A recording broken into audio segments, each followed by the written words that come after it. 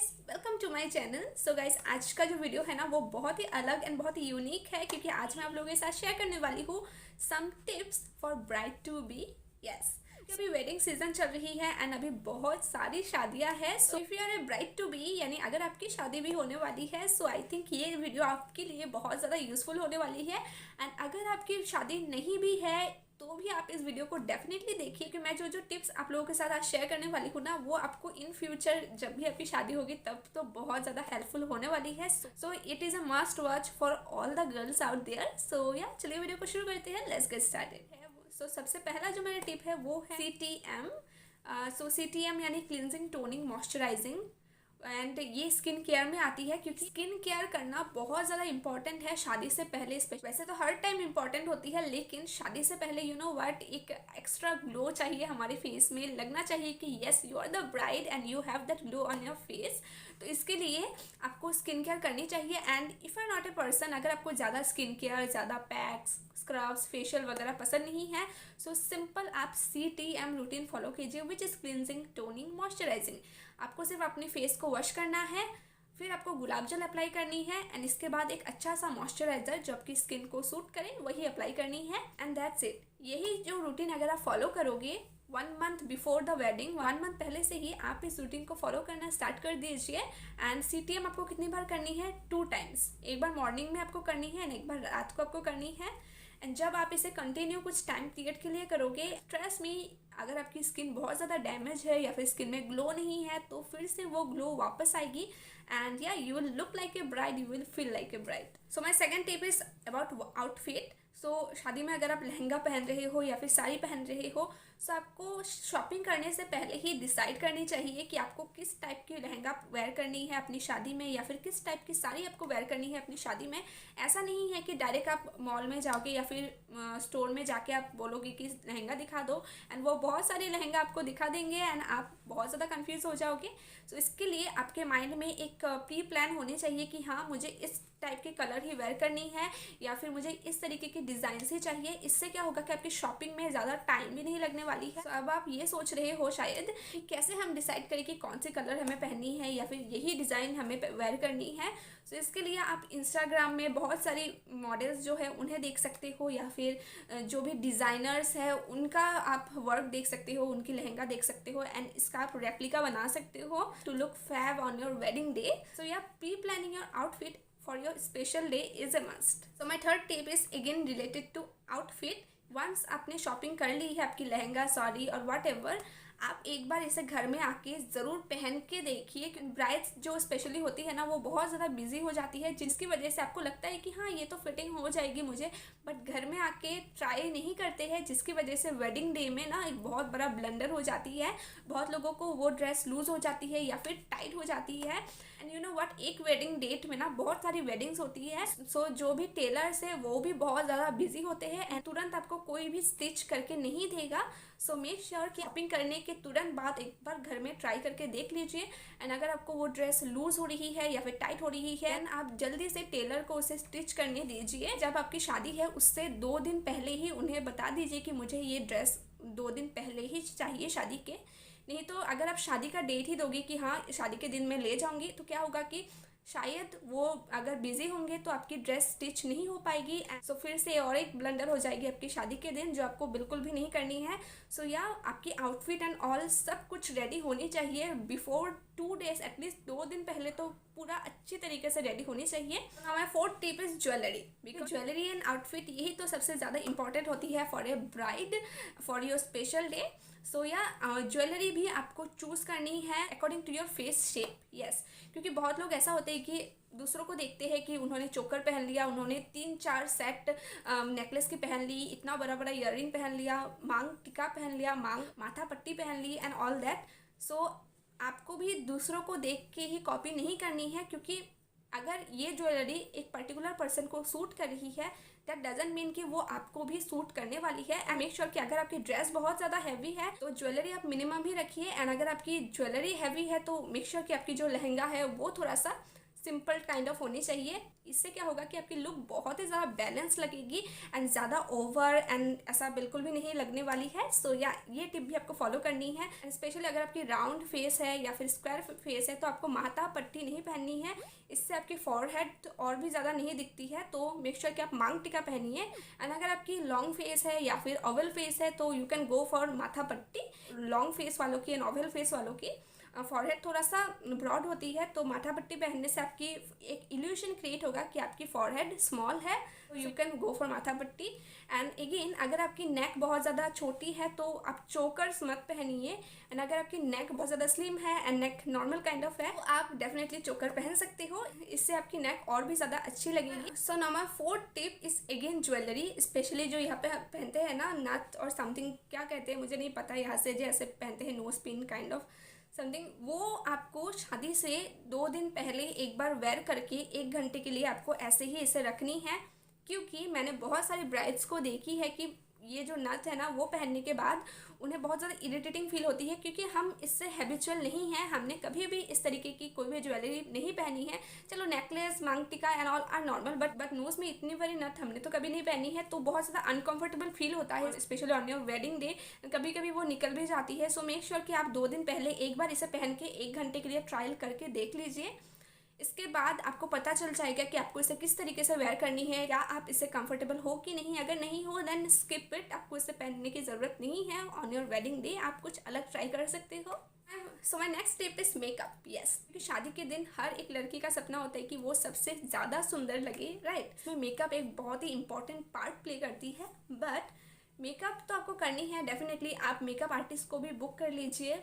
2 months पहले आप makeup artist को बुक कर लीजिए, क्योंकि क्या होता है कि एक ही वेडिंग डेट में बहुत सारी वेडिंग्स होती है, तो मेकअप आर्टिस्ट भी ऑलरेडी बुक हो जाती है। सो मेक श्योर कि आप अगर 2 मंथ्स पहले से ही बुकिंग करके रखोगे तो आपको कोई भी प्रॉब्लम नहीं होगी ऑन योर वेडिंग डे। आप जो भी मेकअप करने वाली हो on your wedding day, make sure कि आप इसे 1 वीक पहले ही अपने फेस में ट्राई करके एक बार देख लो। उस मेकअप का ट्रायल आप ले लो उस मेकअप आर्टिस्ट से।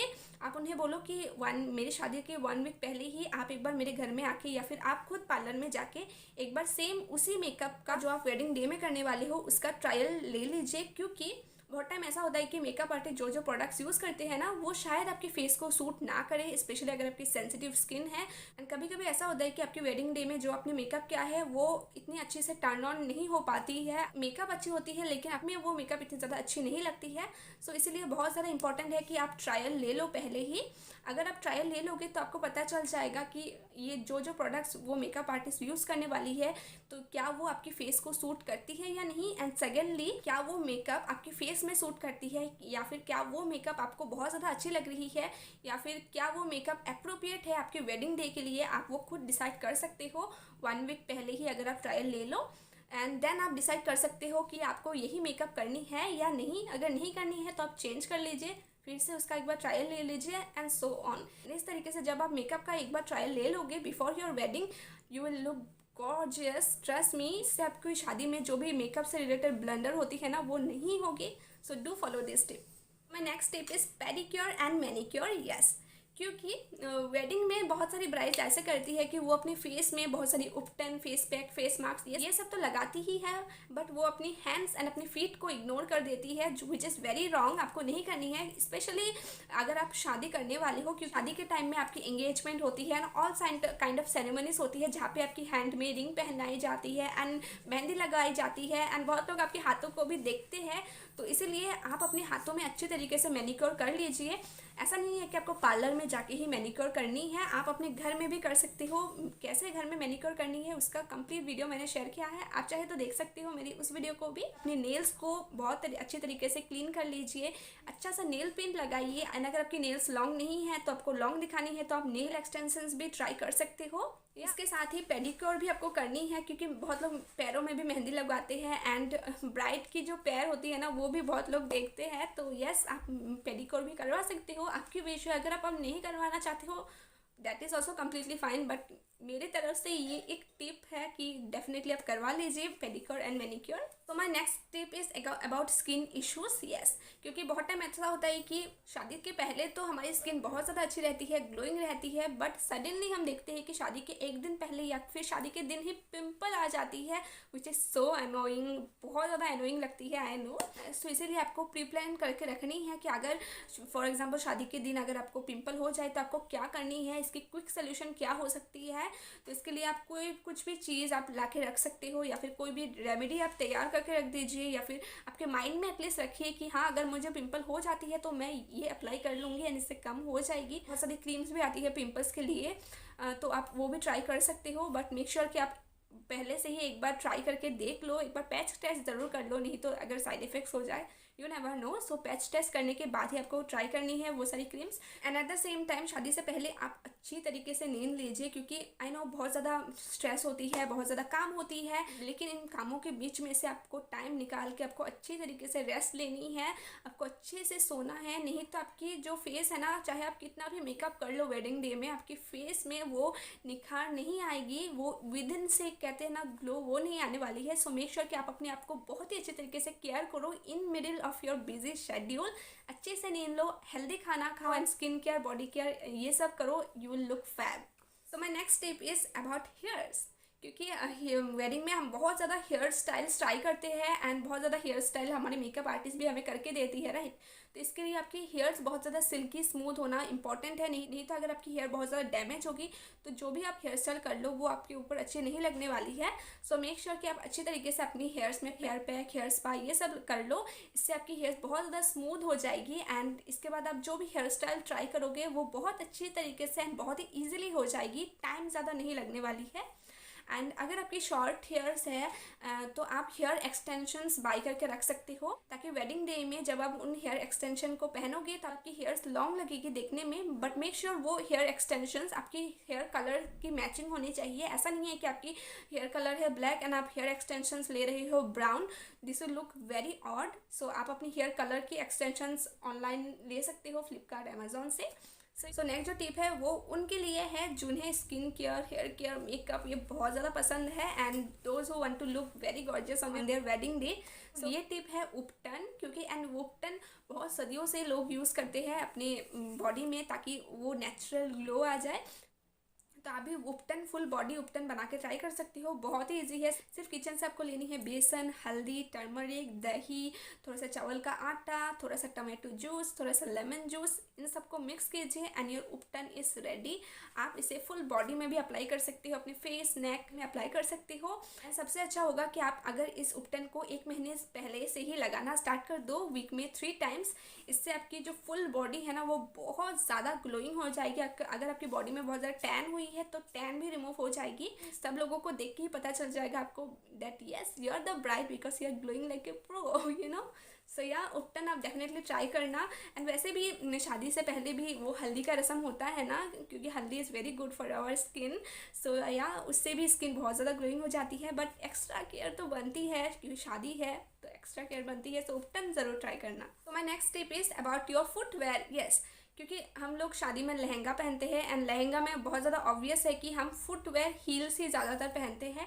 सो बहुत लोग हील्स में इतने ज़्यादा कंफर्टेबल नहीं होते हैं। सो अगर आप भी उनमें से हो जो हील्स में इतने ज़्यादा कंफर्टेबल नहीं है, सो मेक श्योर कि आप हील्स को 1 महीने पहले ही खरीद लो एंड उसे पहन के आप अपने घर में एटलीस्ट 2 to 3 डेज वॉक कीजिए। ऐसे ही अपने घर में ही वॉक करते रहिए।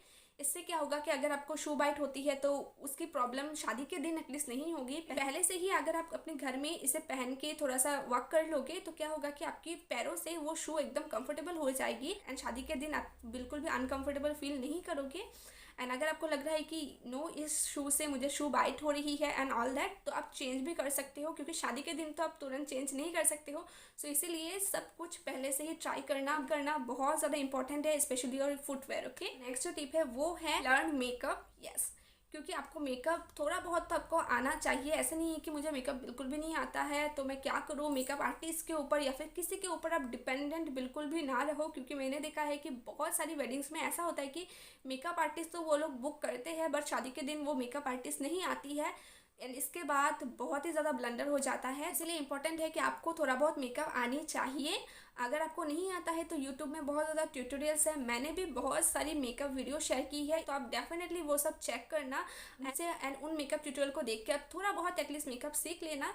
एटलीस्ट थोड़ा तो आपको आइडिया होनी ही चाहिए, सो दैट अगर आपकी मेकअप आर्टिस्ट ना आए फॉर सम रीज़न तो आप एटलीस्ट खुद ब खुद मेकअप कर सकते हो, किसी और के ऊपर आपको डिपेंडेंट नहीं होनी है।